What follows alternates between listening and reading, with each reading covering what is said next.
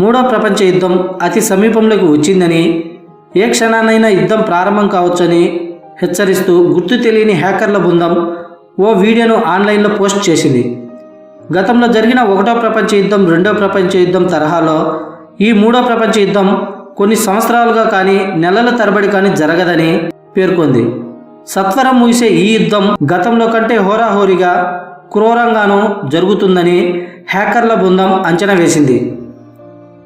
మూడో ప్రపంచ యుద్ధం రావడానికి ఉత్తర కొరియా ద్వీపకల్పంలో చోటు చేసుకుంటున్న పరిణామాలే కారణమని కూడా అనానిమస్ హ్యాకర్లు చెబుతున్నారు.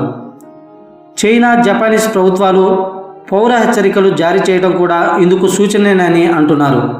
దక్షిణ కొరియాలో అమెరికా థర్డ్ ఖండాంతర క్షిపణి రక్షణ వ్యవస్థను పరీక్షించడంతో పాటు 3 ఖండాంతర క్షిపణులను కూడా అమెరికా పరీక్షించడాన్ని హ్యాకర్లు ప్రస్తావించారు. ఉత్తర కొరియా సరిహద్దుల్లో మోహరిస్తున్న ఆ దేశ సైన్యాన్ని, సైనిక సంపత్తిని కూడా హ్యాకర్ యుద్ధ సన్నాహాలుగానే పేర్కొన్నారు.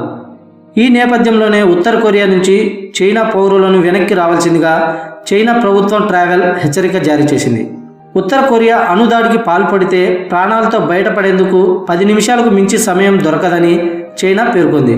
ప్రపంచ దేశాలు 3 బృందాలుగా విడిపోయి ఒకరిపై ఒకరు యుద్ధం చేస్తాయని హ్యాకర్లు పేర్కొన్నారు. ఎవరి నాయకత్వాన ఆ బృందాలు ఏర్పడతాయనే విషయాన్ని మాత్రం తెలపలేదు. అమెరికా, ఉత్తర కొరియా 2 బృందాలుగా చీలిపోతే మరి 3వ బృందం ఏ దేశ నాయకత్వాన ఏర్పడుతుందనే విషయం హ్యాకర్ల మాటల్లో స్పష్టత లేదు. రష్యా పేరును అస్సలు ప్రస్తావించకపోవడం కూడా ఇక్కడ గమనార్హం. మూడో ప్రపంచ యుద్ధం ఖచ్చితంగా జరుగుతుందని తాము చెప్పడం లేదని, యుద్ధం జరిగేందుకు ఖచ్చితమైన పరిస్థితులు ఉన్నాయని మాత్రమే తాము చెబుతున్నామని పేర్కొన్నారు. అనానిమస్ హ్యాకర్లు విడుదల చేసిన 7 నిమిషాల నిడివి గల వీడియోలో మాట్లాడిన హ్యాకర్లు తనను గుర్తుపట్టకుండా చిత్రమైన మాస్క్ ధరించాడు. ఈ వీడియో నచ్చినట్లయితే లైక్ కొట్టి షేర్ చేసి సబ్స్క్రైబ్ అవ్వండి. Thank you for watching.